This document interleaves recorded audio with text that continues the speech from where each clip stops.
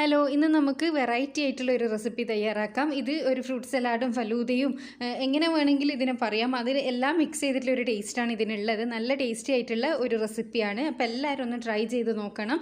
നമുക്ക് നോമ്പ് തുറക്കും, അതേപോലെ തന്നെ ഗസ്റ്റൊക്കെ വരുമ്പോൾ സെർവ് ചെയ്യാൻ പറ്റുന്ന നല്ലൊരു റെസിപ്പിയാണ്. അപ്പോൾ ഇതെങ്ങനെ തയ്യാറാക്കുക എന്നുള്ള നമുക്ക് വീഡിയോ കാണാം.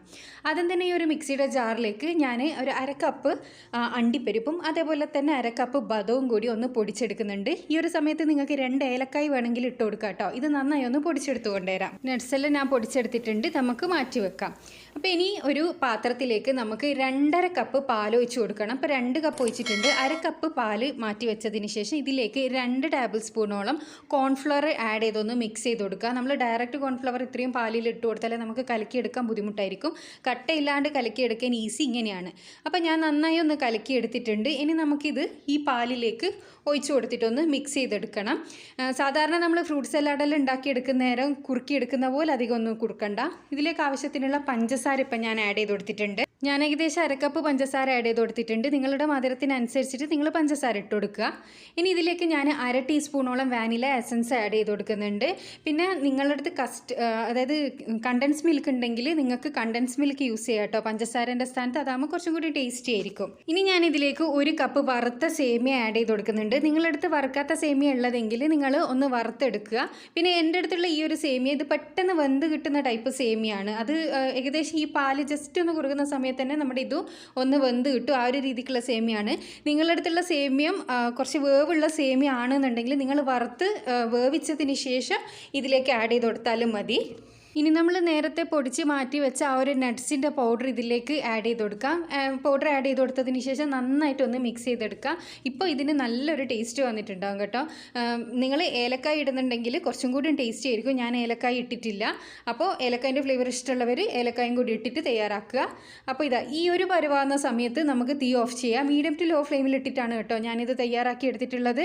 അപ്പോൾ ഇനി നമ്മൾ തയ്യാറാക്കി വെച്ചിരിക്കുന്നത് ഈ ഒരു ബൗളിലേക്ക് ഒഴിച്ചു കൊടുക്കാം. ഇനി ഇത് ജസ്റ്റ് കുറച്ചൊന്ന് തണുക്കാൻ വേണ്ടിയിട്ട് നമുക്ക് മാറ്റി വെക്കണം. അതിനുശേഷം നമുക്കിതിൽ ഫ്രൂട്ട്സ് ആഡ് ചെയ്യണം. അപ്പം നമ്മുടെ പാലിൻ്റെ മിക്സ് ഒന്ന് തണുത്ത് കിട്ടിയിട്ടുണ്ട്. ഇതിലേക്ക് ഞാൻ 1/2 കപ്പോളം പച്ചമുന്തിരി ചെറുതായി അരിഞ്ഞത് ഇട്ട് കൊടുത്തിട്ടുണ്ട്. അതേപോലെ തന്നെ ആപ്പിൾ ഗ്രേറ്റ് ചെയ്ത് ഇട്ട് കൊടുക്കുന്നുണ്ട്.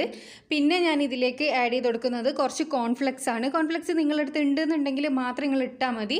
നല്ല ടേസ്റ്റാണ് കോൺഫ്ലെക്സ് ഇട്ടാൽ ഉണ്ടാകുക. പിന്നെ നിങ്ങളുടെ അടുത്ത് ഏതെല്ലാം ഫ്രൂട്ട്സ് ആണ് ഉള്ളതെന്ന് വെച്ചാൽ അതെല്ലാം നിങ്ങൾക്ക് ഇതിലേക്ക് ആഡ് ചെയ്യാം. പഴം ആഡ് ചെയ്യാം, പോമഗ്രാനൈറ്റ് ആഡ് ചെയ്യാം. പിന്നെ ഞാൻ ഇതിലേക്ക് ഒരു 4 ടേബിൾ സ്പൂണോളം നമ്മുടെ സബ്ജ സീഡ് ഉണ്ടല്ലോ അതുകൂടി ആഡ് ചെയ്ത് കൊടുക്കുന്നുണ്ട്. അതും കൂടി ആഡ് ചെയ്ത് കൊടുത്തതിന് ശേഷം നമുക്ക് നന്നായിട്ടൊന്ന് മിക്സ് ചെയ്തെടുക്കാം. ഇഷ്ടമുള്ള ഫ്രൂട്ട്സ് എല്ലാം നിങ്ങൾക്ക് ഇതിലേക്ക് യൂസ് ചെയ്യാം.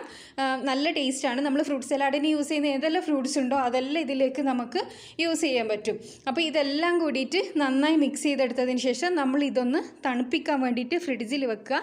നന്നായി തണുത്തതിന് ശേഷം നമുക്കിത് സെർവ് ചെയ്യാം. നല്ല ടേസ്റ്റ് ആയിരിക്കും. അതേപോലെ നമ്മൾ നോമ്പ് തുറക്കുന്ന സമയത്ത് ഇതൊരു ഗ്ലാസ് കുടിച്ചാൽ തന്നെ നമ്മുടെ വയറ് നല്ല ഫില്ലായിട്ടുണ്ടാകും. പിന്നെ ഒന്നും കഴിക്കേണ്ട ആവശ്യമില്ല. അപ്പോൾ ഇത് നന്നായി തണുക്കാൻ വേണ്ടിയിട്ട് ഞാൻ കുറച്ച് നേരം ഫ്രിഡ്ജിലേക്ക് എടുത്ത് വെക്കുകയാണ്.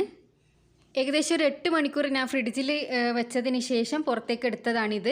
അപ്പോൾ ഫ്രിഡ്ജിൽ വെക്കുന്ന സമയത്ത് ഞാൻ മേലെ കുറച്ച് മുന്തിരിയും അണ്ടിപ്പരിപ്പെല്ലാം ജസ്റ്റ് ഒന്ന് സെർവ് ചെയ്ത് കൊടുത്തിട്ടുണ്ട്. ഒരു കാണാനുള്ള ഭംഗിക്ക് വേണ്ടി മാത്രമാണ്. അപ്പോൾ എല്ലാവരും ഇതൊന്ന് ട്രൈ ചെയ്ത് നോക്കണം. നിങ്ങൾക്ക് എല്ലാവർക്കും തീർച്ചയായിട്ടും ഇഷ്ടപ്പെടും. പിന്നെ ഇത് നിങ്ങൾ ഫ്രിഡ്ജിൽ നിന്ന് എടുക്കുന്ന സമയത്ത് ഇത് കുറച്ചൊന്ന് ടൈറ്റായ പോലെ ഉണ്ടാവും. അങ്ങനെ ഫീൽ ചെയ്യുന്നുണ്ടെങ്കിൽ നിങ്ങൾക്ക് ഇതിലേക്ക് തണുത്ത പാൽ ഒഴിച്ചു കൊടുത്ത് ഒന്ന് ലൂസാക്കി എടുക്കാവുന്നതാണ്. അപ്പോൾ ടേസ്റ്റിനൊന്നും ഡിഫറൻസ് ഒന്നും വരില്ല. അപ്പോൾ അടുത്ത നല്ലൊരു റെസിപ്പി ആയിട്ട് വീണ്ടും കാണാം. എന്നും പറയുന്നത് പോലെ തന്നെ ചാനൽ സബ്സ്ക്രൈബ് ചെയ്യാത്തവരാണെങ്കിൽ ദയവേതൊന്ന് സബ്സ്ക്രൈബ് ചെയ്യുക. അപ്പോൾ മാത്രമേ ഞാനിടുന്ന വീഡിയോസൊക്കെ നിങ്ങൾക്ക് നോട്ടിഫിക്കേഷനായിട്ട് ലഭിക്കും. ഇതേപോലെയുള്ള നല്ല നല്ല വെറൈറ്റി റെസിപ്പീസ് ആയിട്ട് വീണ്ടും കാണാം. Thanks for watching.